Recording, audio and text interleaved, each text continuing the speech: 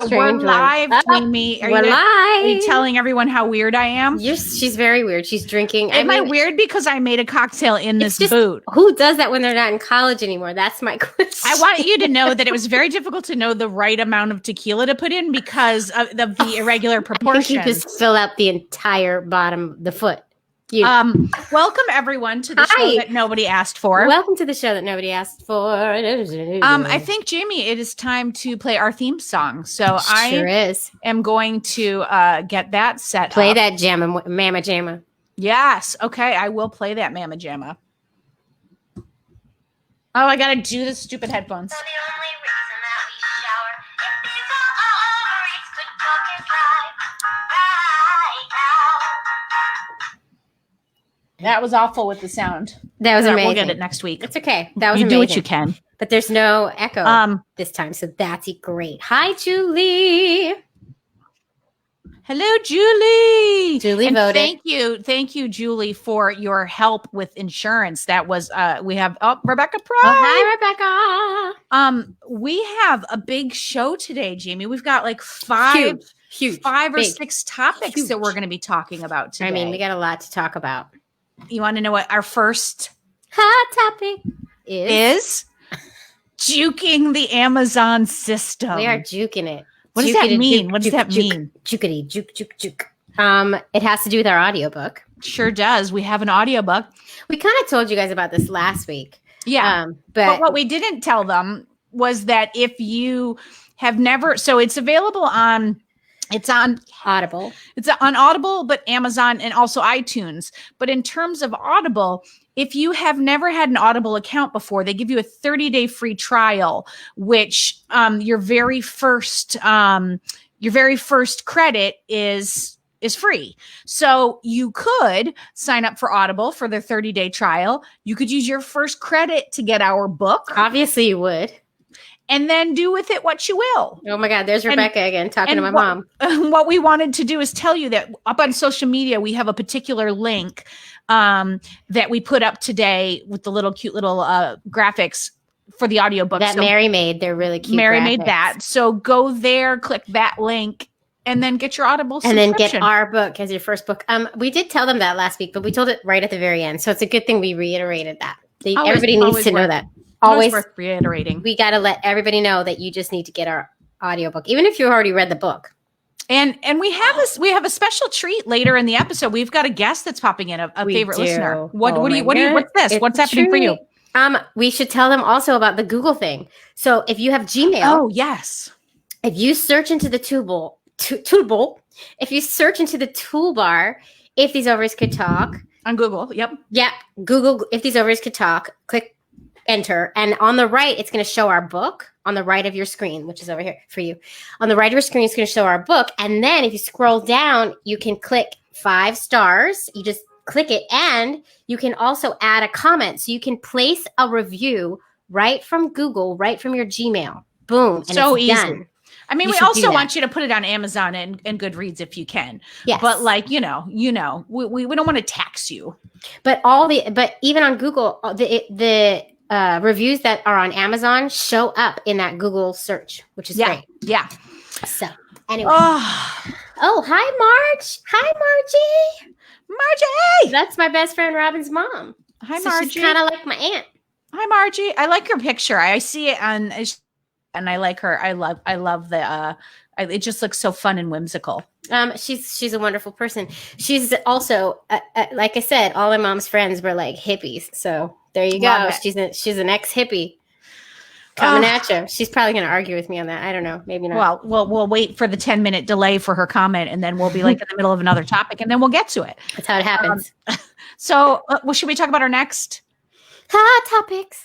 Oh, there's Robin. There's Robin. Look at that.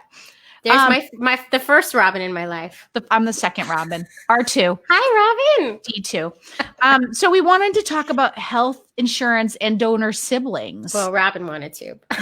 Okay. Do you not want to? I'm just kidding. I can take it off if you don't want to. No. I want to hear your story. Let's talk.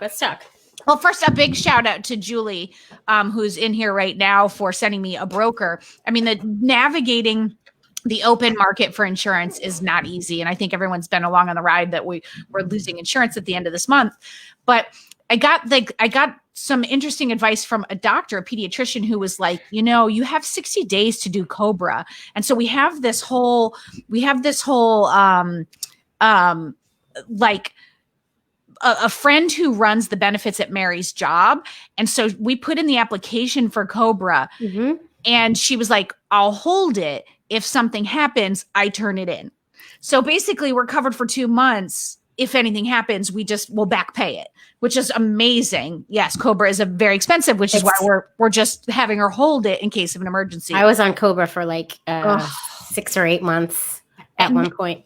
And then we're going to go on the open market. But so it was very helpful. Like, and I was like, very like, just like, this is an amazing little community that we're building, that someone sent me that, because the person that she connected to me couldn't sell us insurance because of New York. But then like 2 days later, she texted me and was like, I found somebody for you. And he was amazing. And so it was just, and she wasn't getting any money out of it. She was just doing it to be helpful. I love that. I didn't know that. Yeah. You didn't tell me that she reached out. That's so awesome. Yeah, she was so wonderful. Julie, you pulled through. I know. Let's see an ovaries award for you today. But what I wanted to share, what I thought was really interesting, is so when Maxine was having these stomach issues, which is why we had to go get an endoscopy for her, I posted in our donor sibling group about her issues. And what was really, really fascinating was that I want to say 5 other kids in the donor group, the parents reported that they had similar, sometimes anxiety related stomach issues, sometimes like gluten-based stuff. But I was like, that's fascinating. Maxine doesn't seem to have anxiety though, does she? Well, I think she's never, yeah, she is. But I mean, everybody has anxiety. And so I think that's just I think that's where it comes for her, is that just, she doesn't really say it out loud because she's so sweet, but I think maybe she carries it. But what's so interesting though is to see that, that there was other people having very similar stuff. But I thought it was like so interesting that I wanted to share with the group, like that's a resource, these like Facebook groups of donor siblings, because every time that she was getting ready to go under for anesthesia, when she was in the ER for the car accident, they were like, is there any history of this? I could only give my side of the history. And, so I thought that was like another resource tool, to see if there might be something that's coming in the donors. Interesting. There still is no communication between our siblings. I find that really crazy. There's nothing. I've gone on our donor sibling registry, our donors page. There's been no activity. I mean, have you said I set up a Facebook group, come join, or anything like that? No, because that's what I did. And there was no communication. There was one person who had put her name in there, and then I set up this secret Facebook group because you can make it completely private and secret. Yes, and then everyone started joining after that. I don't know if I have to talk to Anne about doing that. That has to be weighed in on. But also, I'm making a joke, but not so much a joke. Now that I'm a public figure, I'm just kidding. My cousin and I joke that I'm a public figure now. But anyways, no. But now that I do have this forum where we're talking about gay families, LGBTQ families, like I don't want to make our donor sibling families feel like I'm going to put them by your overwhelming fame under a spotlight, because I am a public figure now. I'm joking. You guys know I'm not a public figure. It's just this. I need to do this. I know. But I have to clarify. Margie says she is not an ex-hippie. She's still a hippie. So at least I didn't misspeak there. And my mom clarified that she wasn't a hippie back then. She missed that boat, but she's a hippie now. So just so everybody knows. I wanted to read that up. I put them up, but okay. But so it's like important information since I'm important. a public figure, as are you. Oh my, yeah, no, I don't think so. every once in a while I walk into a gay bar, I'm like, maybe someone else, and I'm like, probably not. No, even then we don't get nothing. Not a single, nobody knows who we are. By the way, today I went over to the Brooklyn Museum because according to IndieBound, they have our book. And I was like, I'm going in, I'm going to film a video and they're going to have my book. You didn't have it? You didn't film that? Oh yeah, I filmed it. I haven't had a chance to send it to you yet. Oh, okay, good. But so I get there and the lady's like, No, she's like, I think we had it. She's like, we had it. It sold out. I was like, it sold out? I said, can you say that on my video? And she was just like, she goes, no. And I said, no, but listen, I was like, this is stupid, but I'm the author. I was like, so I need you to. And she goes, you want me back on my register? Is that a better spot for me for the video? I was like, yeah. So, oh my God, I so got she a did video. it? Yeah, I got a video. Awesome. The one book sold out. I mean, they could have had two. Ka-ching. They could have had two. I'm Yes, that is true, Rebecca. That is true.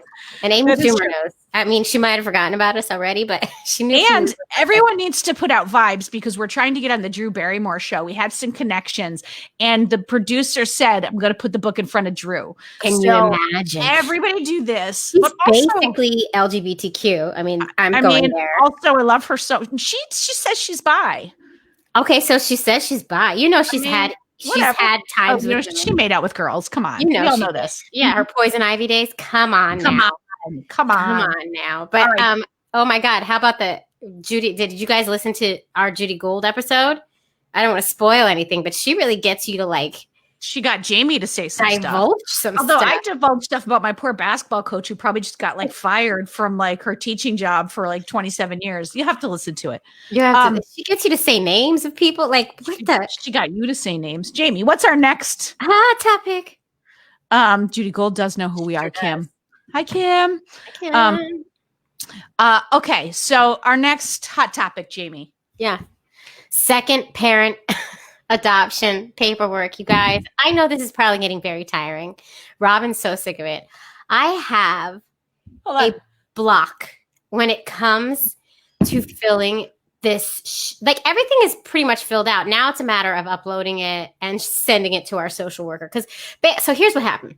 You have to fill out all the paperwork for the lawyer. That happened years ago. Wait. Everyone, while Jaimie's telling the story, please chime in with how long you think she's been telling me that everything is basically filled out. Go. How many months? Go. Listen. Keep going, Jaimie. Keep talking. Everything was filled out for the lawyer, all done, finished. He went MIA for the longest time. What is this question regarding same-sex? Yeah, you got to get this. Yes, you still need second parent adoption. You have to do it, especially right now. Yes, we are. We just did, Ben. We just shared all about the audiobook on Audible and how you got to get the account. We just did the whole spiel. And Ben, you'll be very happy. We told them to review it on Google. Okay, keep going, Jaimie. So lawyer was already filled out. Then the social worker visit. You have all this paperwork for that. It's a lot of it is like the same kind of papers, but slightly different from the lawyer. So you still have to fill all those out. Filled them out. But now I have to, because I can't hand them to her in person because of COVID times, I have to scan them all, upload them all, and send them to her. I think there's a social worker. You have to have someone come check out your house, Rebecca. Yes, you have to have a visit because they have to deem that your home is fit to adopt your children that you've been parenting this whole time. But the children that you made. That brings me to my point. And I'm slacking on this stuff. Yes, because I'm a procrastinator and I hate uploading files and all that kind of stuff. Yes, there's that. But I think it's also because I'm angry that I have to do this and that it's so much stupid, tedious legwork. I have to go get a doctor's physical. Anne has to get a doctor's physical. I mean, this is just like fingerprinted. Did you have to get fingerprinted? We are both in the DOE, so okay. Mary had. We're not sure if those cross over. Actually, they do. If your fingerprints are on record, that's fine. Yes. Camilla wasn't sure actually about that. She was supposed to get back to us on that. But so it's just all this red tape, all this and the reason I think I am slacking on this is because I'm just pissed. Like, why do I have to? I don't want to do this. I don't want to do this at all, but I want to do it because I'm afraid, especially right now with what's going on with the Supreme Court and with the election. And it has to get done, but I'm dragging my heels like a petulant child right now. And I think it's just because I'm so angry that I have to do this. Like, I know, but really? It's cutting off your nose to spite your face. I know. You know what I mean? If something happens. Robin, it's a subconscious thing. Is what I'm saying. We have to do it. But I told Anne, you're in charge of scan. Oh, you don't have a scanner and nobody's going into the office. She could have just taken him to work and scanned everything at the I know. school. I miss having a printer like nobody's business. You need to just buy a printer. No, because they break all the time. You make it, they last for like 4 seconds. You need new ink cartridges and then they don't work anymore. I had one and it's like, forget it. Well, now I need a scanner because of all the 100 pages I have to scan to this social work. Like it's just, you can do it, Jaimie. You can do it. Yeah, I know. I will say in you. In regards to Rebecca's that last question, does this mean they take all the steps as if you're adopting a stranger's child? They do. However, like the social worker, if you pick a social worker who works with LGBTQ families like we did, she's been on the podcast. It's Camilla Brooks. She adopted her child from China. She's really obviously she like works with you as a gay parent, like she gets it and she knows. I know this is so. You can scan with your iPhone, Google. It's easy. Listen to my mom. Your mom is trashing you. Just FYI, BT Dubs. I don't know what you mean by iPhone, Google, Mom. I have a scanner app on my phone, but there's a limit to how many things I can scan. I don't know. It's a pain in the butt. Like there's no two ways about it. And I remember during the process feeling very angry and feeling like annoyed that I had to do this. But it's just like I feel like for a minute you have to sublimate that, put it away, and just get it done, and then you can rage afterward. Because once you get your rights, I think the truth is, if I had done it really quickly, I wouldn't have had time to think about it. But the longer I've let it sit and brood, the angrier I get, and then I'm annoyed, and then I'm just like, "Anne, you do it. I can't do it. Anne, do you do it? Why am I doing this?"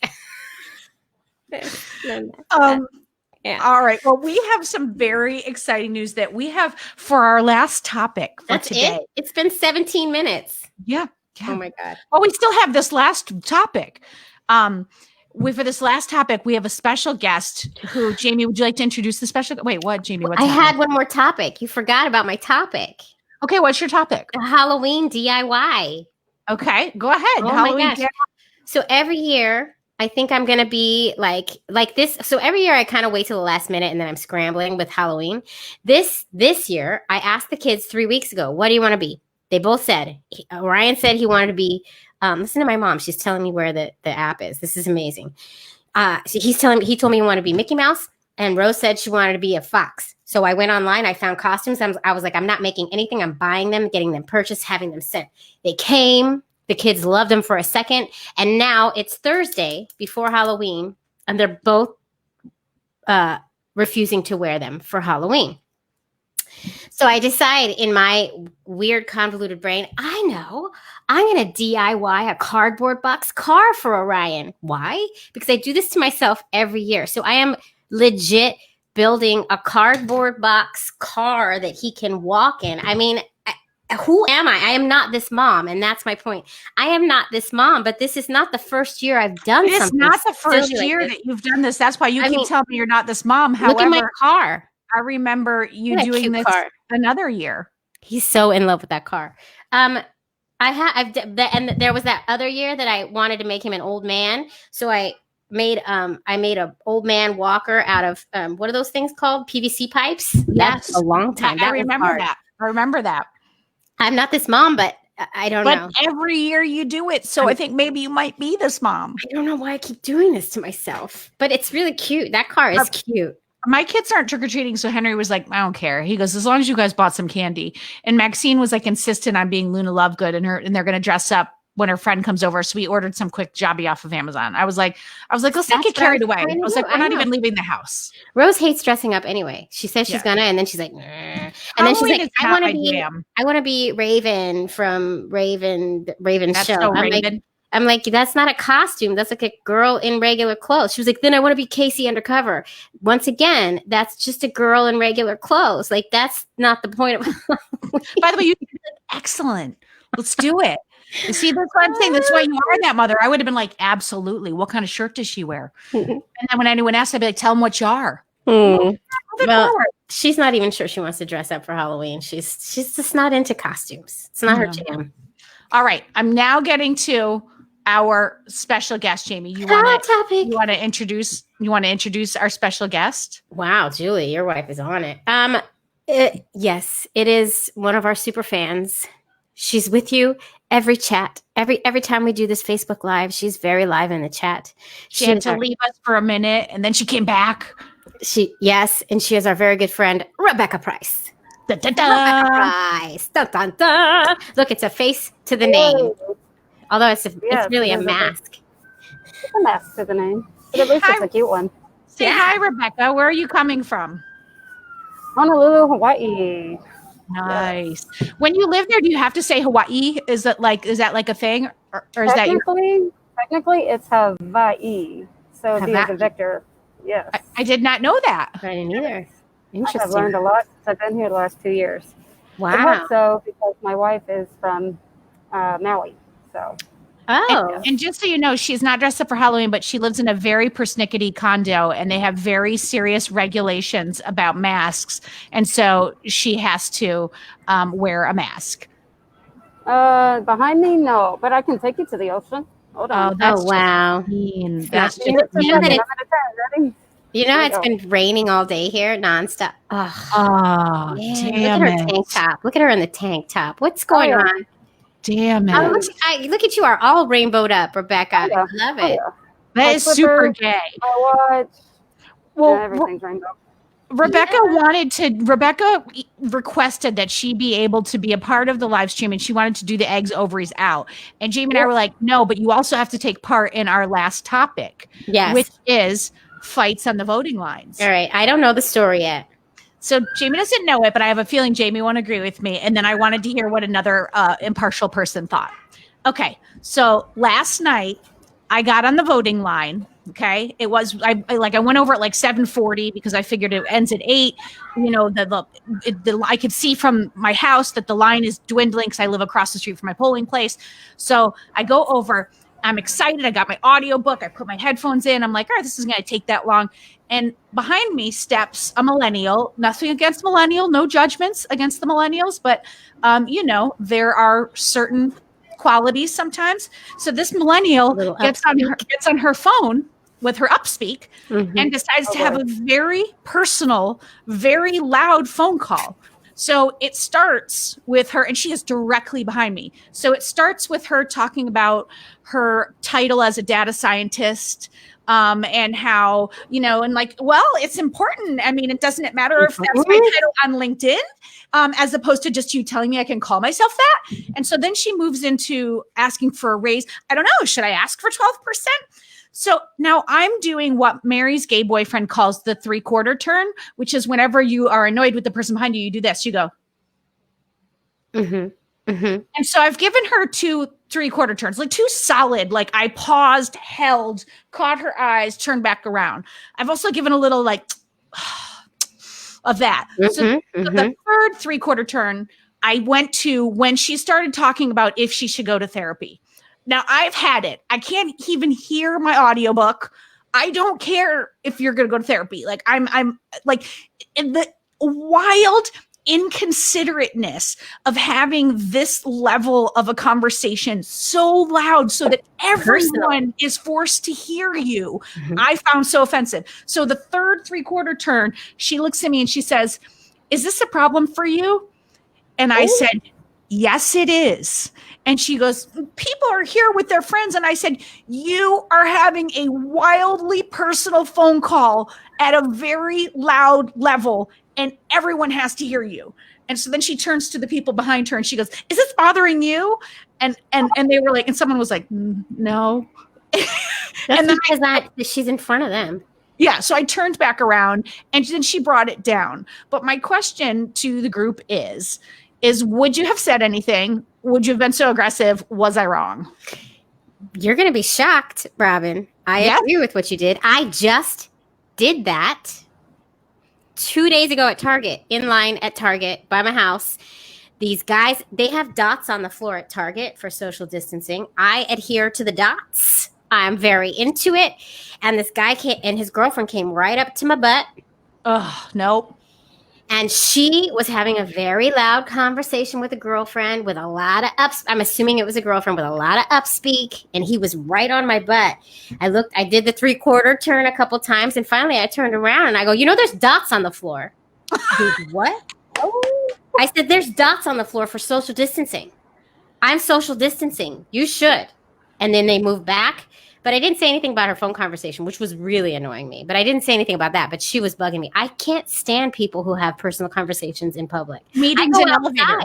Meetings in elevators. Just save it till you get out of the elevator. I go outside. I'm all about like respecting people in public. Like it's I like agree, Robin. The same people that have wild, loud parenting conversations on the subway. I'm like, you're forcing everyone into your world. Nobody wants to hear your conversation. Completely inconsiderate. So I always say to my kids, I'm like, nobody wants to hear you. Like these people just came out of work. They don't want to hear you. They don't want to hear you. I'm not here for you. So she was like, but if it had been like 5 minutes, I might not have done anything. But I knew I was going to be standing here for a half hour, and I was like, I shouldn't. This. And I feel like people need to be made aware of how loud they are and inappropriate they are. That's how I feel. Let's hear what Rebecca has to say. What do you think, Rebecca? I think both of you are wrong. I'm just kidding. I'm just kidding. I had to say it though. I had to say it. You're entitled too. I mean, that would be amazing.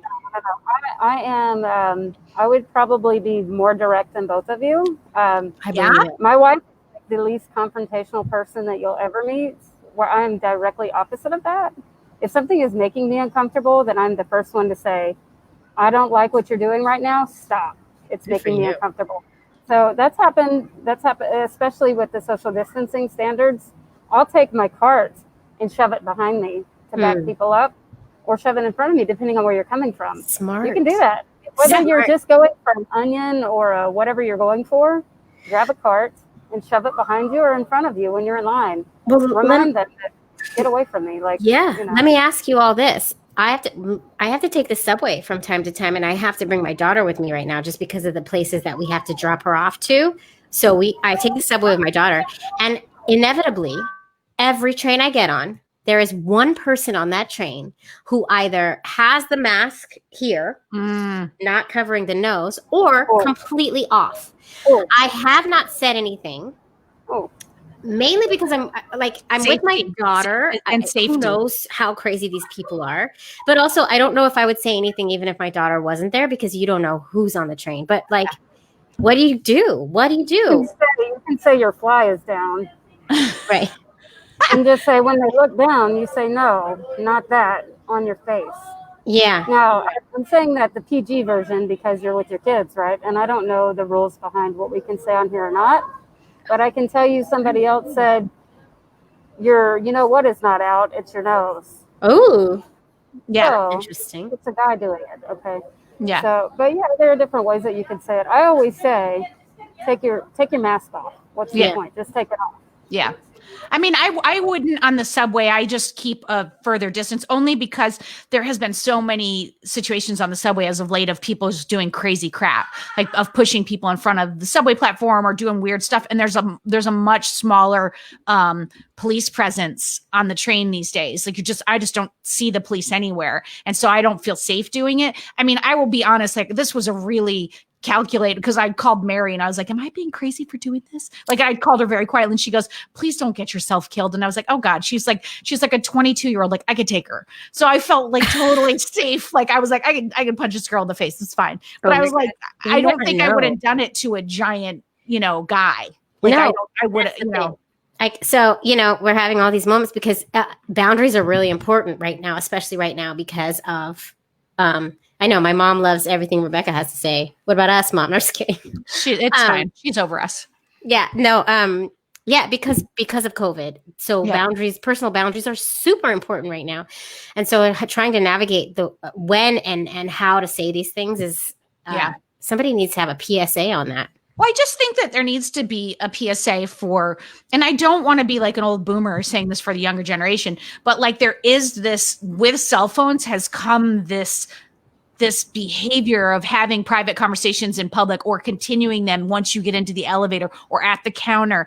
And there should be an etiquette that is like, if you're checking out, get off the phone. If you're checking out, my mom can attest to this. Every time I'm on the phone with my mom, and we are on the phone a lot, we have long conversations.